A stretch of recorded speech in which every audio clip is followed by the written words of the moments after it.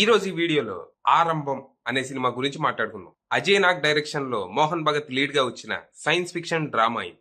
మరి ఈ cinema story ఏంటి, అది చూశాక నాకేమనిపించింది అనేది ఇప్పుడు తెలుసుకుందాం పదండి. ముందుగా ఈ సినిమా స్టోరీ ఏంటంటే, గత 2 ఏళ్లుగా ఓ హత్య కేసులో శిక్ష అనుభవిస్తున్న మన హీరో మిగెల్ ఒకరోజు సడన్ గా జైలు నుంచి మాయం అవుతాడు.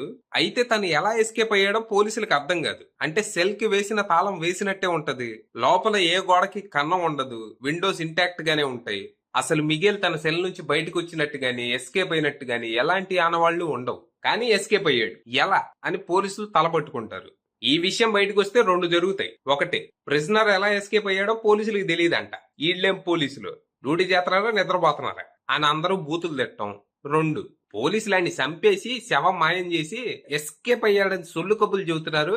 దీని మీద సిబిఐ ఎంక్వైరీ చేయండి, అవసరమైతే అమెరికా నుంచి సిఐని దించి నిజాలన్నీ బయటికి తీయండి అని అందరూ నిందలేయటం. ఈ రెండిట్లో ఏం జరిగినా పోలీసులకి తలకాయ నొప్పి. దాంతో వాళ్ళు ఈ విషయాన్ని బయటికి రానివ్వకుండా ఈ మిస్టరీని సాల్వ్ చేయడానికి 2 ప్రైవేట్ డిటెక్టివ్లను హైర్ చేసుకుని తను ఎలా ఎస్కేప్ అయ్యాడో మాకు చిన్న క్లూ ఇవ్వండి, మిగతాది మేము చూసుకుంటాం అంటారు. అలా ఇన్వెస్టిగేషన్ స్టార్ట్ చేసిన డిటెక్టివ్స్ కి తమ ఇన్వెస్టిగేషన్ లో కొన్ని షాకింగ్ విషయాలు తెలుస్తాయి. అసలు మిగిలి ఎవరు, జైలుకి ఎందుకు వచ్చాడు, తను ఎలా ఎస్కేప్ అయ్యాడనేది తెలిసి వాళ్ళకి మైండ్ పోతుంది. ఎందుకంటే మిగిల్ది కథ కాదు, సైన్స్ ఫిక్షన్. తన కథ ఒక సైంటిస్టు, ఒక ఎక్స్పెరిమెంట్, టైం ట్రావెల్ చుట్టూ తిరిగిద్ది.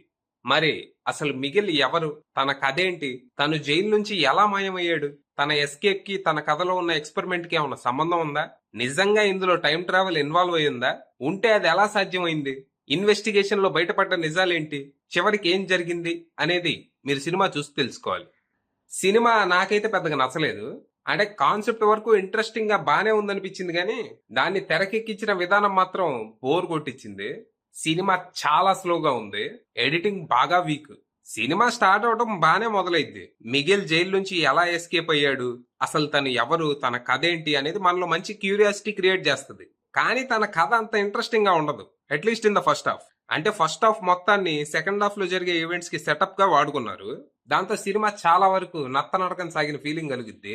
ఇక ఇంటర్వెల్ కూడా అంత ఎక్సైటింగ్ గా ఏమి ఉండదు, చాలా నార్మల్ గా ఉంది. ఇక సెకండ్ హాఫ్ స్టార్ట్ అవటం కూడా నీరసంగానే మొదలైద్ది. దాంతో మనకు కొంచెం అసహనం పెరుగుద్ది. కానీ ఎట్టకేలకు లాస్ట్ 40 మినిట్స్ లో అసలు ఏం జరుగుతుందనేది చెప్తూ సినిమా కాన్సెప్ట్ ని ఫుల్ గా ఎక్స్ప్లోర్ చేస్తారు. ఈ పోర్షన్ అంతా బానే ఉంటది, కానీ అప్పటికే జరగాల్సిన డ్యామేజ్ జరిగిపోయింది. అంటే డైరెక్టర్ ఈ deja vu, time travel, time loop లాంటి కాన్సెప్ట్స్ ని అందరికీ అర్థమయ్యేలా అయితే ఎక్స్ప్లెయిన్ చేయగలిగాడు, కానీ దాని చుట్టూ ఒక ఎంగేజింగ్ స్క్రీన్ ప్లే మాత్రం రాసుకోలేకపోయారు. ఇక్కడ కొంచెం రైటింగ్ వీక్ గానే ఉంది. ఏదేమైనా మొదటి సినిమాకే బాదీ ప్రయోగం చేసినందుకు డైరెక్టర్ అజయ్ నాగ్ ని మెచ్చుకోవచ్చు. ఓవరాల్ గా సినిమాలో ఉన్న ప్లస్ పాయింట్స్ విషయానికి వస్తే సినిమా కాన్సెప్ట్ అండ్ పర్ఫార్మెన్సెస్. ఇక నెగటివ్స్ విషయానికి వస్తే week screen play and editing. Final గా చెప్పేది ఏంటంటే, టైం మ్యానిపులేషన్ మీద ఇప్పటి వరకు ఈ భూమి మీద రిలీజ్ అయిన సినిమాలన్నీ నేను చూసా. సో నాలాంటి వాడికి ఈ సినిమా కొంచెం అంతంత మాత్రమే అనిపించవచ్చు. కానీ ఫస్ట్ టైం ఈ కాన్సెప్ట్ ని ఎక్స్ప్లోర్ చేసే వాళ్ళకి మాత్రం ఈ సినిమా బాగానే ఉందనిపించవచ్చు. ఒకవేళ మీరు ఈ సినిమా ట్రై చేయాలనుకుంటే ప్రస్తుతం ఇది ఈటీవీ విన్ లో ఉంది. ఇంట్రెస్ట్ ఉన్న వాళ్ళు అక్కడికి వెళ్ళిపోవచ్చు. అది విషయం.